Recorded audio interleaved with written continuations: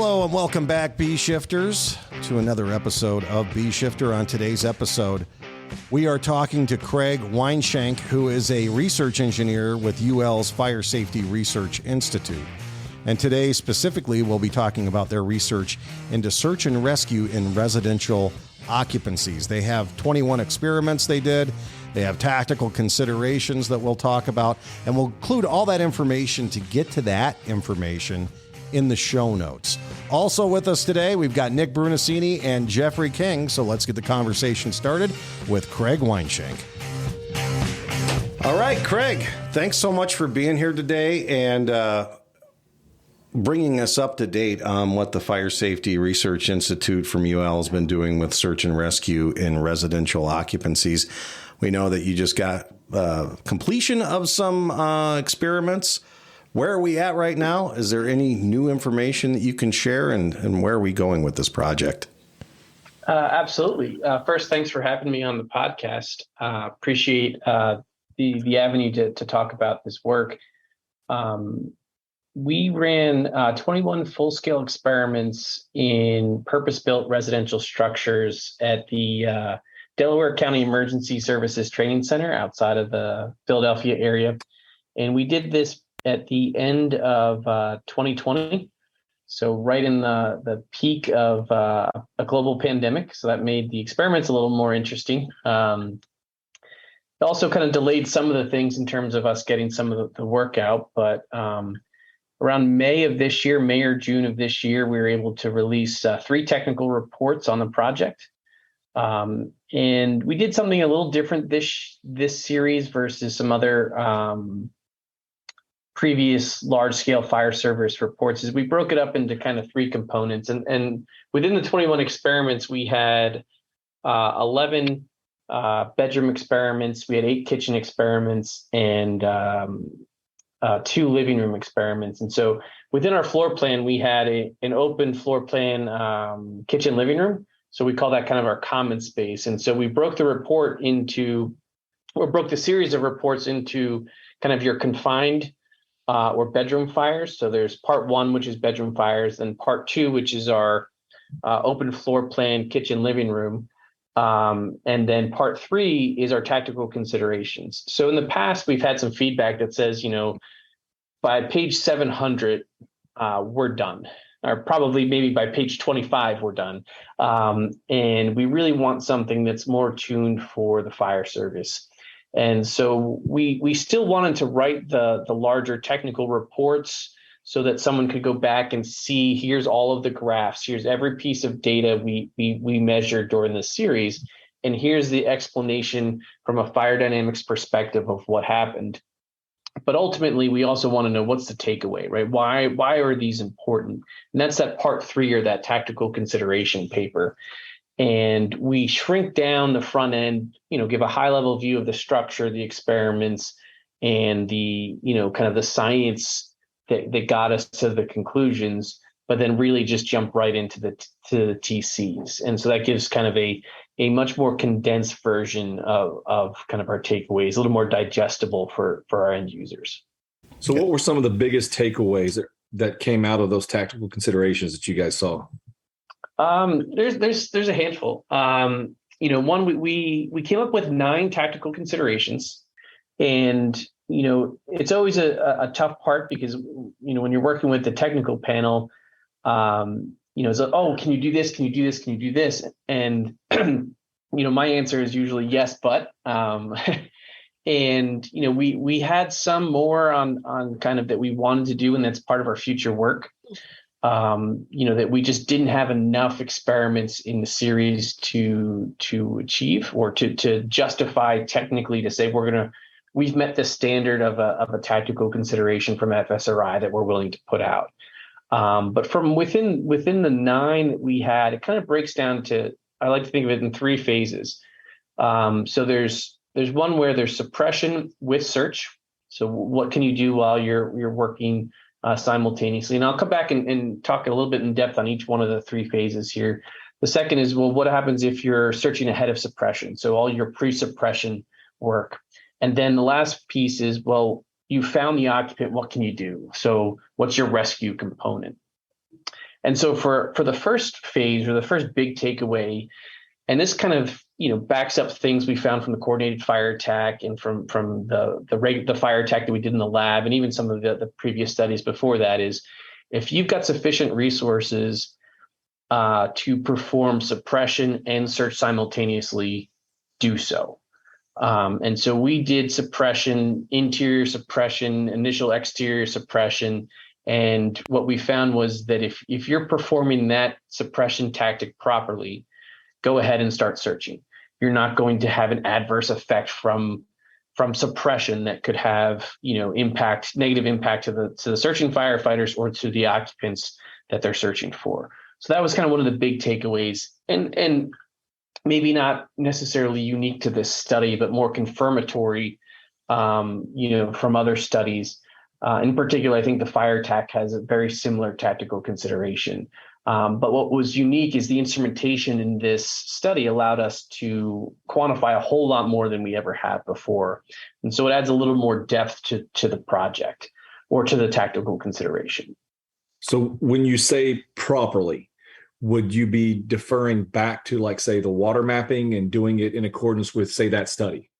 Absolutely, yes. Okay. So, if you've got an initial exterior stream, for example, if you're not occluding that opening, if you're not, disturbing that environment, so you've got a straight stream or a smooth bore or solid stream, steep angle into the room, get an initial knockdown, proceed into the interior and complete suppression, you're not going to have that push, outside of that fire compartment.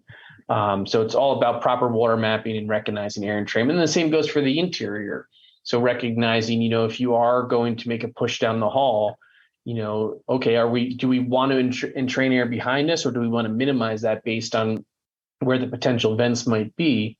And so, using a flow and move tactic and getting water on the fire and knowing that even interior, your hose stream is still a line of sight tool.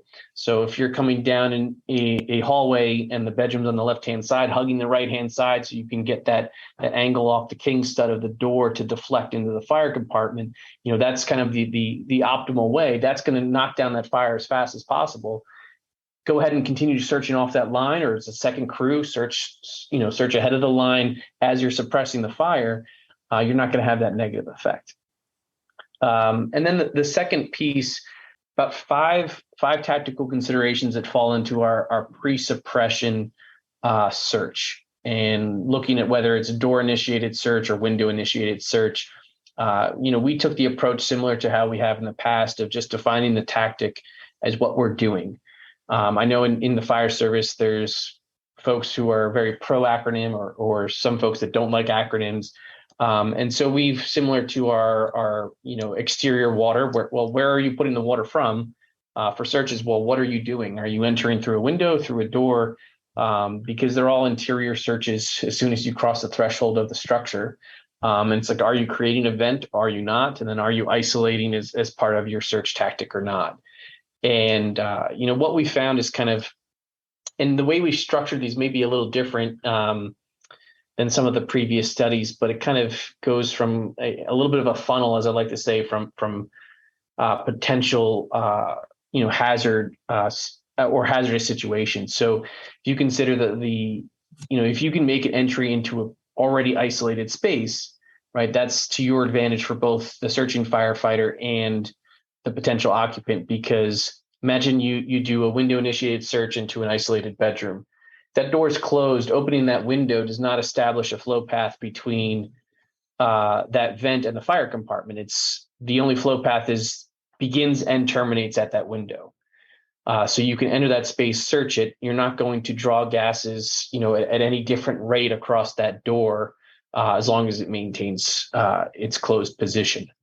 The other piece is that becomes a point of refuge for you. So if if your organization is trained to search beyond the room, right, or at least determine if it's safe to search beyond the room, if you open and close that door, you've maintained that space of refuge in that point of entry.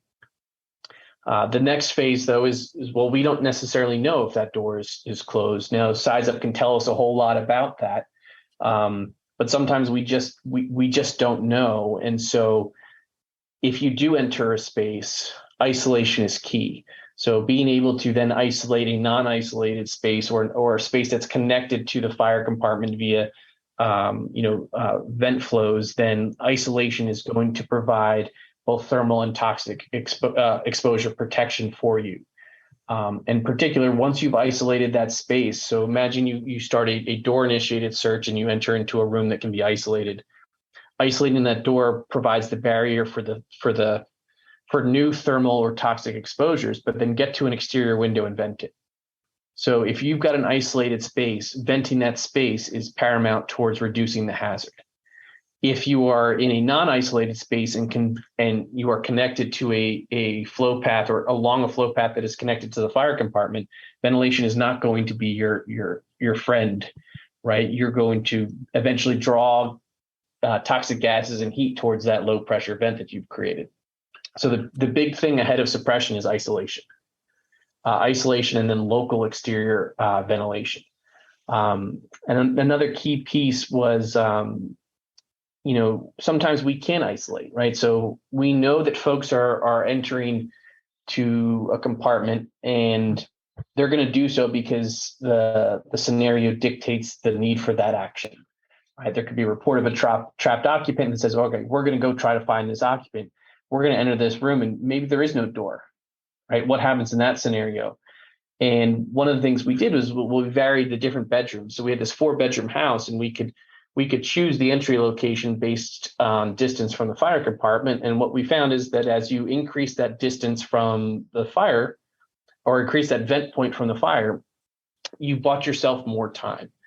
A negative outcome is still potentially going to occur because you've got a low pressure vent and gases are going to flow there. But the longer the distance, and we use on-plane distance here because, once we start stacking compartments, it gets a little trickier. But for an on-plane distance, the further you are from the fire compartment, the more time you've bought before, the impact of the vent is realized on the conditions in the structure, right? We've got, even if we're in a smoky compartment, well, that's got to lean out, right? The oxygen that's going to inflow at that vent has got to make its way all the way back to the fire compartment before we start to see that fire growth. So if we can increase that distance, we can increase that time. One of the challenges, though, is historically we've been taught, well, vent close to the fire compartment because let's start at the area of the highest hazard. And that's kind of a challenge for us to say this, well, increase the distance because it's going to increase your time for kind of that adverse reaction.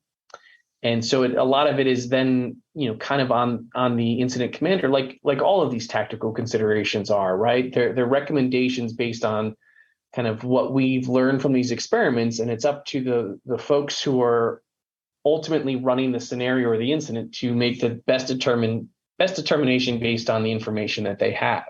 And so obviously, if there's a report of a trapped occupant in a particular room, you're going to prioritize that space. But all things being equal, we're trying to at least provide some science or some empirical evidence to back up some of the decision making, to give kind of some definitions or some confidence in different choices you may have to make. And so like I said earlier, it's kind of this funnel of hazard, right? It's like, well, if it's isolated, great, that's a great spot. If it's not isolated and you can isolate, that's going to be advantageous. And if you can isolate, well, then at least get far from the hazard to buy yourself some more time. And so pre-suppression isolation is your friend. And if you can isolate, then local exterior ventilation is advantageous. And then once we get water on the fire, ventilate, right? It's important to then, the suppression is going to take care of the thermal hazard, right? So it will reduce the likelihood of burns and burn injuries. But that toxic gas is still in the compartment or still in the structure, right? That smoke is still there. So it's imperative, once you've got the thermal hazard under control, to get ventilation in the structure to remove the toxic hazard. And that can be through forced ventilation, so PPV or hydraulic. We used hydraulic ventilation in a lot of these experiments and varied between all the different nozzle types and bales and different things. And that's a study that we're going to be writing up in the future to kind of provide some guidance on kind of what's your best options for, depending upon nozzle type and pattern you're going to use. But we did find that using that ventilation as soon as you've got knockdown is really powerful for removing that toxic hazard. And then the last phase is kind of our rescue. So what does it mean once we found an occupant? And some of it is probably, common, right? We know that smoke fills from the top down, so elevation matters. So if we can remove occupants as low to the ground as possible, that's in our best interest for, reducing the hazard to that occupant. Same thing with speed, right? Speed matters, obviously. And then it gets a little gray area then when we start to talk about, well, is the occupant breathing, right? So if the occupant isn't necessarily breathing, then how much does elevation necessarily matter? Well, we do still know that the gas is higher in the space, or even the radiation from the walls that have been heated from this fire are still going to give you a little bit higher thermal exposure. So when in doubt, the lowest functional elevation is how we describe it in the report is your friend. The next thing is about removal pathway, right? So I think, there's this, well, let's not remove them. Maybe the best pathway isn't the way we got them, right? So if we enter through the front door and find an occupant, removing them back through that pathway may not be the best possible option, right? Because as encapsulated firefighters, you can walk through all of that or crawl through a lot more exposure than that occupant could potentially handle on the way out. So an alternate means of egress might be advantageous. That could be through a slider on side Charlie or a window or something like that. So it's just recognizing that just because we found them in one path, the removal through that path is not always the optimal piece.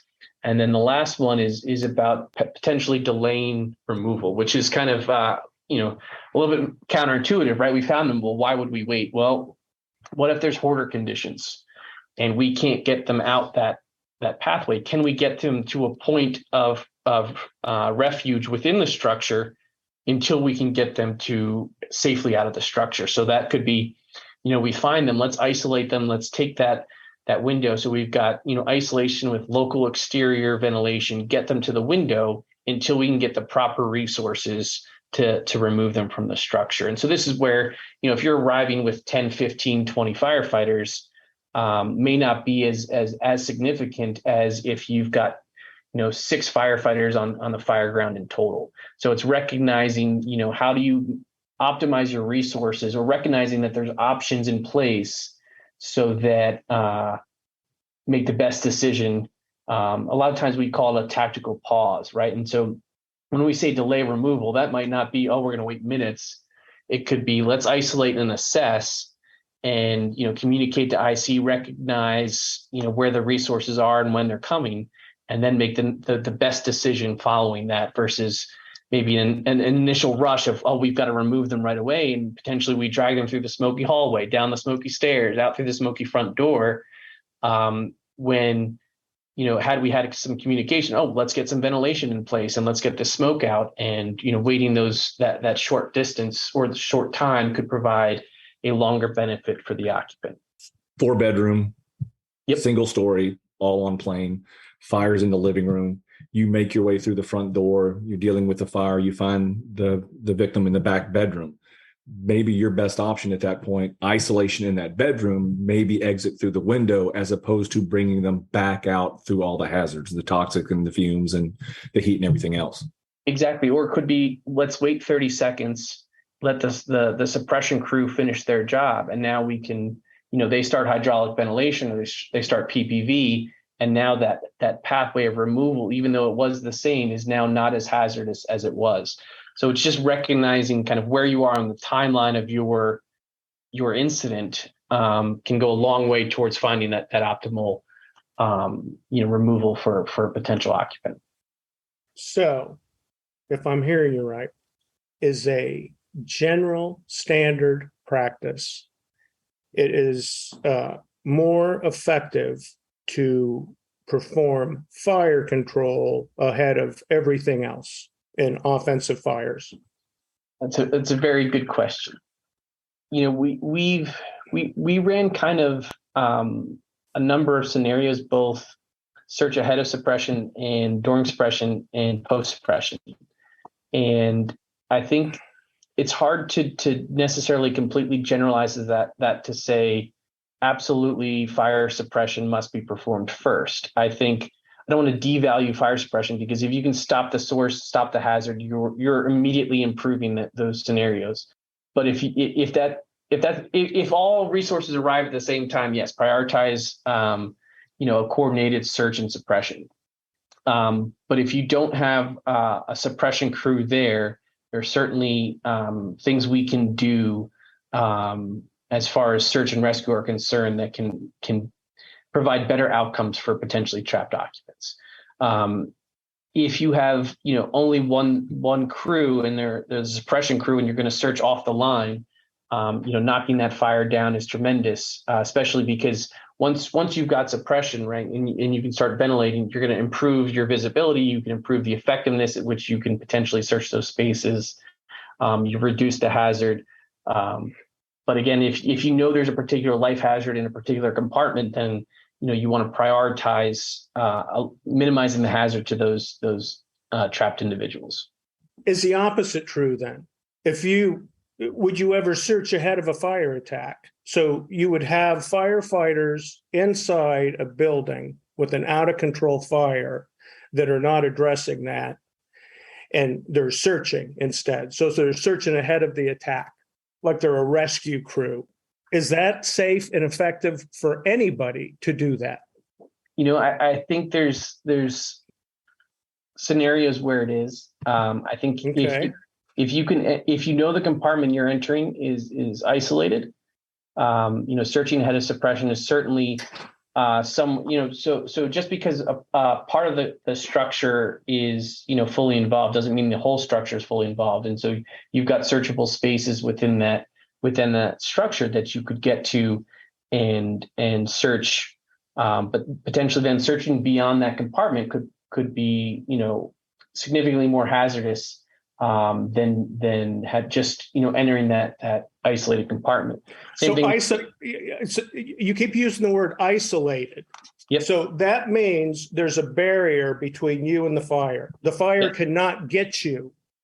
Yes. Yeah. And if you can create that barrier via a closed door, right? So say you enter a compartment where that door is open and you can get and close that door before the conditions have basically negatively impacted that compartment, then yes, certainly searching ahead of suppression is something that can be done without putting those firefighters at high risk or higher risk situations. But this would almost be an example of the fire department getting there before anybody takes much action. Some bystander or the owner says, that bedroom up there is where my kids are. So you could throw a ladder to that, make entry, isolate it if the door's open, and then search there. That's one thing. But as a general rule, somebody just flying up their own ass says, oh, no, I think there's kids in there. I'm going to go ahead and do this without attacking the fire. I think that's the issue. The most famous vent, enter, and search thing is they're going into a window while it's flashing over on them. So that's... Yeah. This is the information, the audience you're sharing it with. Yeah. Uh-huh. I think it's important to recognize the scenario that's at hand, right? So it's doing a proper size up and having proper situational awareness before any decision or tactical decision is made on the fire ground, right? The one that gives you the most freedom is, well, put the fire out, and then everything else becomes easier and safer as far as the remaining tasks at hand. Yeah, it's kind of like we're the fire department. We're not the support department. Yeah. Uh-huh. But I think what we were after with this study is recognizing that there are scenarios where search is happening ahead of suppression.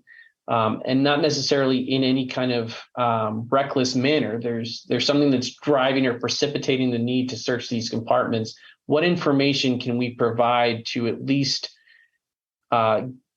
make sure we've got the best possible outcome for those scenarios. So, the position is not advocating, oh, all the time, every time, let's go and start, breaking all these windows to enter structures and searching. It's if there's a particular scenario or situation or piece of information that's driving the search ahead of suppression, or, we're resource limited and that engine might be 10 or 15 minutes away.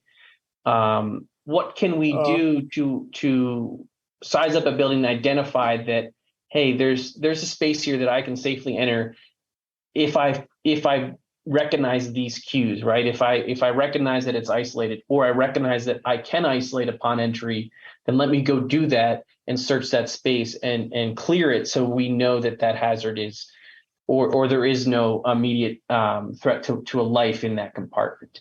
So it's not saying, oh yeah, let's just go and break every window simultaneously and window initiate search at every part in the structure. It's balancing that, what are we learning from our size up, which is the other part of this whole project. It's size up and search and rescue. And so the size up piece is still kind of in development. We want to build an interactive training component to our size up.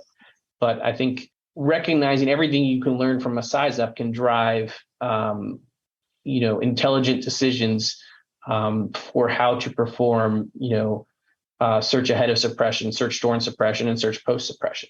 You're looking at the three groups of the three different parts of the study. The idea that the suppression and search happening, coordinating at the same time, that's your ideal situation. This is what you're looking. If you've got the opportunity to put water on the fire as quickly and safely as possible, that's good for everybody. Yep, for and that's those the first opportunities. Yeah. And for those opportunities where suppression isn't available, these are the next best options that you've got to look at. Isolation and those sort of things to consider as opportunities to render assistance to somebody and not sit there and twiddle your thumbs. But again, end of the day, the best thing we can do as the fire service, if we show up and have suppression capabilities, is to suppress the fire. Yes. And I'll add one other big caveat to this is, if you're not trained and if your department doesn't practice how to do these tasks, this is not something that is just something we just decide to do on the fireground. Prior to these experiments and to determine all the timing for the different events, we had the tech panel do time to task studies. So we had them take windows and enter rooms and search spaces and drag occupants of all different sizes with firefighters that have different years of experience, age, size, weight, dummies of age, size, and the like. And I think every department or most of the members on our tech panel came back and said, when we did this time to task, that opened our eyes to a lot more and really brought about the need to train on these types of fireground operations, even more so than we ever have. Just recognizing how much manpower it takes to move an occupant of significant size is not trivial. And my guess and one of the takeaways that I had when doing the time to task stuff was most folks overestimated how fast they can move an occupant. And so within the study, when we present our removal data, we present it as a range. It's the 25th and 75th percentile of speeds based on the time to task study that our project technical panel members ran. And so you can actually then, if you went and did your own time to task study, you'd be able to see, well, where do I fit in this? How fast am I moving? And how can I train to be better so that when I am doing these, the exposure to the occupants is lessened compared to what happens if I am moving slow, or if I know I'm slow, then do I prioritize something else, right, as part of my tactical plan for a scenario like this? So if we are not equipped to move an occupant of a particular size at a particular speed, well, then let's isolate and locally ventilate and remove all the hazards so that when we do move them, we're moving them through the least possible exposures. Kind of talking about it out loud and distilling 850 pages to a few minutes of discussion is always kind of the challenge, right? Like all the caveats that we build in and all of the particular language that we use and discuss, it's always kind of that, well, oh yeah, well, we also ran time to task. And the bigger thing is recognizing the skills and the capabilities of the folks on scene when making those decisions as an IC is paramount to a successful outcome. And, if you're a department that is not trained in doing window initiated searches, then suppression first, because you've got to get to them somehow. And, you can't cross, we use thermal classes a lot in this study, and it's kind of an assessment of how long a encapsulated firefighter could be operating based on the different temperatures and heat fluxes.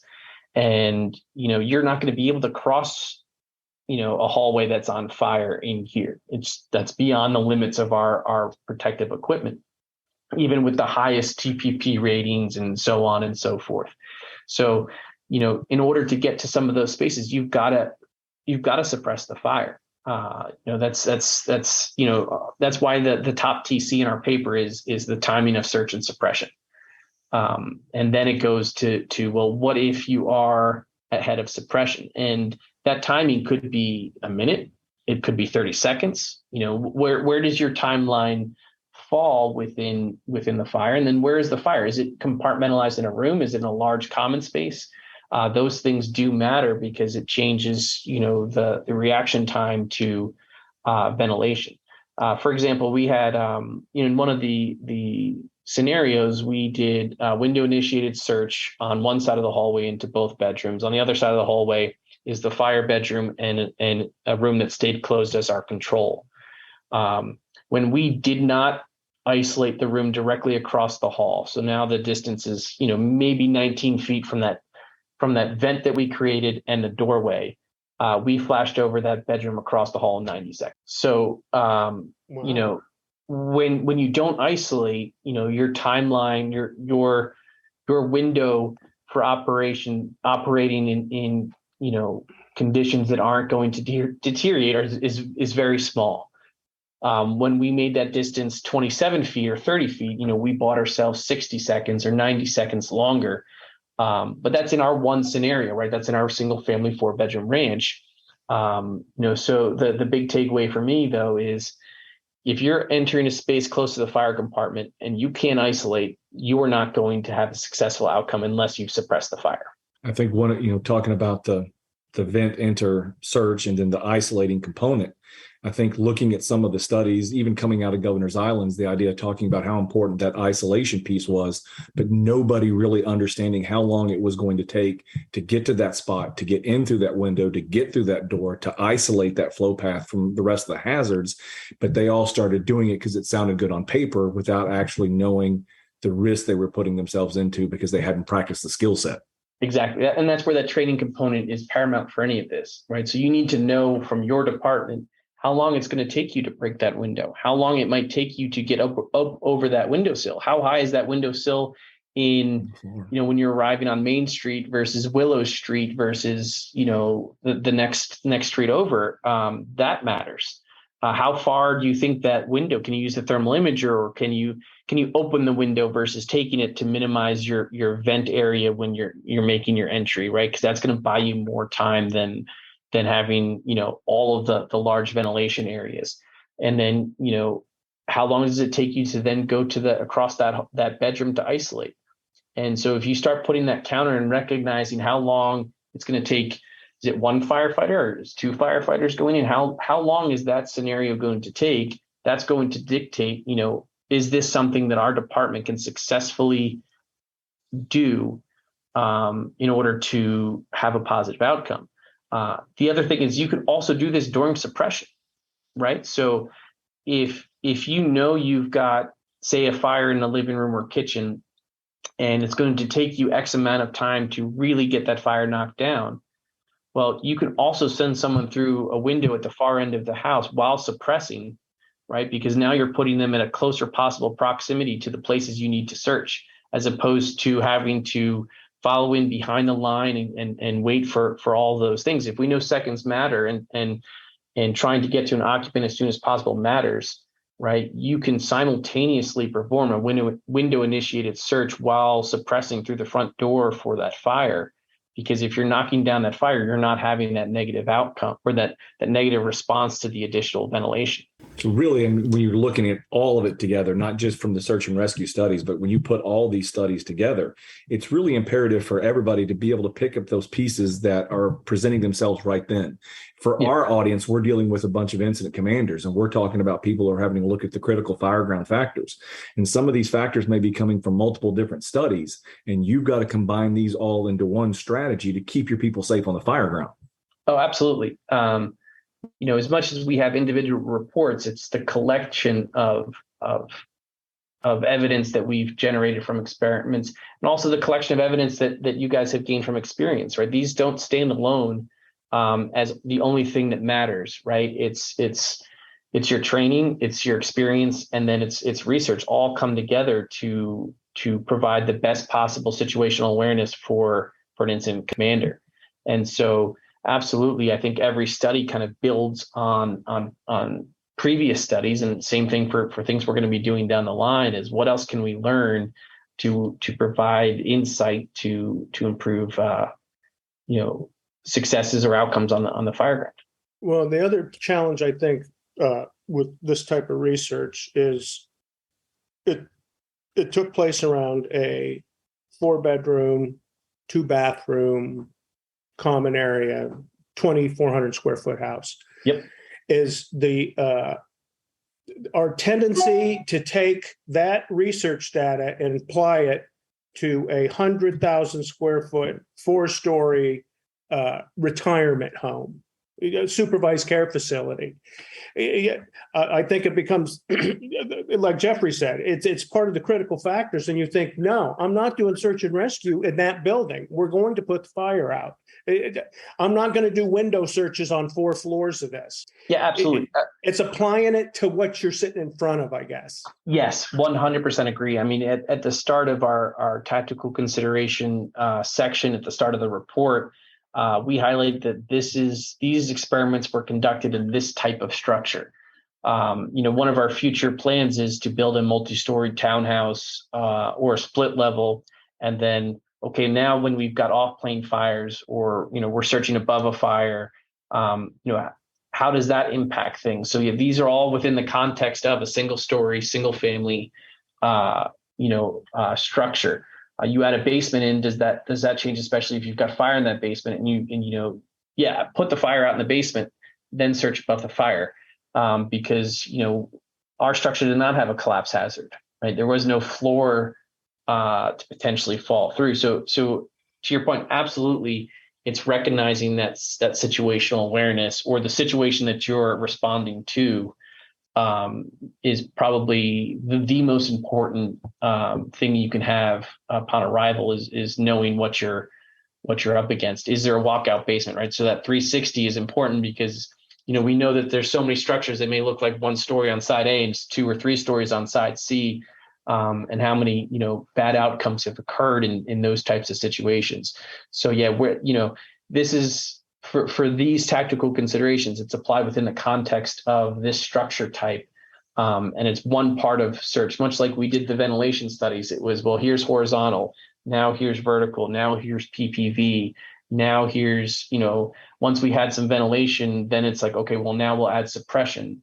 And then we added suppression and ventilation and coordinated. And now we're adding search, but it's still search now, kind of almost reset back to those initial single-story structures from those first studies. And then we'll do, okay, well, how does this start to ladder up to the multi-story structures or the 4,000 square foot mansion that has no real determined side A, B, C, with all the convex and crazy bump outs and different things where we've seen, a couple recent line of duty deaths where firefighters have fell through the floor. So I think this is, your point is 100% spot on. It's recognizing how to apply the information you've learned to the appropriate scenario. Just like, your experience is gained in a particular structure type. If you live in a city with all row homes and then you start going to detached single families, well, that experience there's overlap, but there are different challenges or unique challenges to both structure types that you have to recognize and learn and process to be successful on those particular outcomes. FDNY is the best fire department for like modern high-rise buildings all day long. They go to single family detached. That's where they get all their injuries and everything else. It's and that goes back to the training point, recognizing time to task, knowing your capabilities and quantifying your capabilities and skills is paramount. It's how long is it going to take you to stretch the hose? How long is it going to take you to charge the hose? Can you do a flow and move? All those things matter as much as, okay, well, how long is it going to take us to take a window? Are there bars on the windows? That's going to change the entire dynamic. And that is also a socioeconomic piece, right? So where is the first dude that we're responding to? Is that going to let us know of certain tactics or approaches that we may or may not be able to completely apply in these scenarios? One of the pieces that are that's not necessarily a tactical consideration from the study. We had this control bedroom, right? So of the 4 bedrooms, one of them remained closed, I think, for 18 of the 21 experiments. And we wanted to see, we had a full HVAC system in these structures. So then how does a duct network potentially pass, combustion gases in? And the system was off for all of these to basically minimize the variables that we were studying. We do have a concurrent study that Dan Maczkowski is leading on the impact of HVAC systems. But keeping it passive allowed us to say, okay, well, what does just this duct network do? And the reality is that closed door is still tremendously effective at reducing the combustion gases entering the space. I will say in our system, though, we had returns local to every bedroom. So with a supply and return, you do have some natural flow, and you're not going to have, if you just had a supply, you're just going to continue to dump combustion gases into that space until the pressure equalizes in that room to the rest of the system. So you do have to be cognizant of your setup. In some modern houses, we do have transfer vents now, so you can have flow over the top of the door so that there's only one return per the floor, things like that. So recognizing your building construction is important. But as one of the chiefs on the panel said, the single best thing we can do is prevention. And if we can get the occupants to think about closing their doors and isolating that space ahead of time for the arriving firefighters, that's the best possible scenario, that if there is a fire, the impact is minimized because we're as compartmentalized as we can be. It provides us, more opportunities to enter the structure safely, to be able to search those spaces, to remove occupants from them, and also reduces the amount of available oxygen for a particular compartment to draw from. So if we do have all those bedrooms closed and we have a fire in, say, the kitchen or living room, it's much harder to pull through a closed door than it is down that hallway. So you've bought yourself a lot more time there as well, knowing that any then entry point would provide more oxygen. So suppressing the fire with as you ventilate is critical. That's that coordination piece. Again, back to those prior studies. Is there anything else that we didn't talk about here that you would like to add, or any parts of the study that hasn't been released yet that you'd like to talk about? We are currently developing a training course, so that's something to keep an eye out for. Is we'll have an interactive training piece coming. Hopefully, whether it's Q4 of this year or early Q1 of next year. And then we're also going to be building a size up training course as well. So we part of these experiments were designed to have cameras, at fixed locations on all 4 sides, including thermal imagers. This was the most instrumented set of houses we've ever done. I think there's like 267 instruments per house and 21 cameras per house, all in full HD. So something we've never had the capability to do really before this series. And so, when we get to the size up component as well, we also have, our video team filming and 360 cameras going around the structure as well. So hopefully be able to put a series of size up pieces out as an interactive training for folks as well. Well, we really appreciate the time you spent with us today and the work that you guys continue to do at the Fire Safety Research Institute, and keep that information coming. I think the more that we can apply science to what we do in the field, the safer and better off not only the occupants are, but then we are too as firefighters. So after our conversation with Craig, what are your main takeaways today, Jeffrey? I think first and foremost, the probably best tactical consideration anybody can make on the fire ground is coming out of what he was just talking about, was get water on the fire as quickly and safely as possible. From there, all the other things become these pieces that you have to consider if you don't have suppression available. So suppression coordinated with search and rescue is probably going to be the number one way to go about it, dealing with the search and rescue. And if you have to do it without suppression, isolation becomes the key. You got to figure out and do a good enough size up to know that you can isolate your potential victims from any of the fire or the gases that are coming around. All right, Nick, what did you learn? I agree with what Jeff just said. Until you start to put the fire out and control the fire, the IC will be dealing with a very dynamic set of critical factors that continue to create that IDLH work zone. Until you get fire control, that is when that stops. And then it doesn't necessarily stop then. You got to make sure you're not having collapses and other things. But I think all the research that they do supports that, is put the fire out. And again, this was geared towards a standard size single level house. This isn't a commercial building. It's not a strip mall. We do not apply the search and rescue tactics that we would at a house or an apartment building or any kind of a residential occupancy to commercial property. I'm a huge advocate of putting the fire out as quickly as you can. And if you've got limited resources, that's where you're going to put them, in fire control. So only way you're going to solve your problem.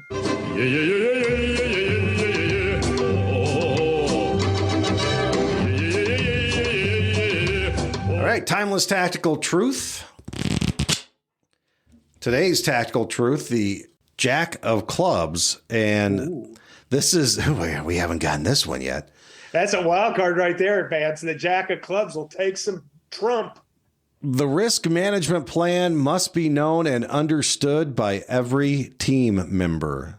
Again, the risk management plan must be known and understood by every team member. I think that is apropos for the discussion today. Let's talk about risk management and victims real quick. I'll start and say that this is probably one of my biggest pet peeves, issues, points of contention with the fire service. I think every textbook across the country, it doesn't matter what we do, most promotional exams, we can all talk about a risk management plan, and we can all talk about risk a little to save a little, risk a lot to save a lot. We can go through that whole spectrum of things. And the reality is we have to be willing to apply it to the fire ground. We've got to be able to size up these incidents. We've got to look at these critical factors, and we've got to make calls that allow us to manage this event while minimizing the most amount of risk that we can take. We've got to keep our people safe. We've got to keep them upright, because that's the only way we're going to be able to mitigate these hazards. And unfortunately for me, when we talk about this particular card, we see too many folks that just automatically default to, we are going to be in an offensive strategy and we are going to go in head first and we're going to figure out what we're doing later. Let's have an idea before we go in, before we engage with mitigating the hazard. Risk management, I'll just use my own personal experience. I was taught it in the training academy in 1980, and it made complete sense. Risk a lot to save a lot, risk a little to save savable property, yada, yada, yada. Right after they taught it to me, they taught us how to run out of air and breathe through our jacket while we were searching for people. I never, during my pretty much entire career, got any training on the effects of the products of combustion on human biology. And Craig made an excellent point when he was talking about victim size up. And what if your victim's not breathing when you get to them as part of the rescue? Well, if the victim is clinically dead from the products of combustion, they are a dead body and they will never be alive again. You don't come back from that. you don't recover from dying from carbon monoxide poisoning or burning to death. Irreversible death, man, it's over. And those are not things that we do. It's part of the rescue process. We're not taking a full set of vitals and, let's do X, Y, intubate the patient while we do fire control. It's a fantasy we make up. Put the fire out, search the burned areas behind closed doors. That's risk management.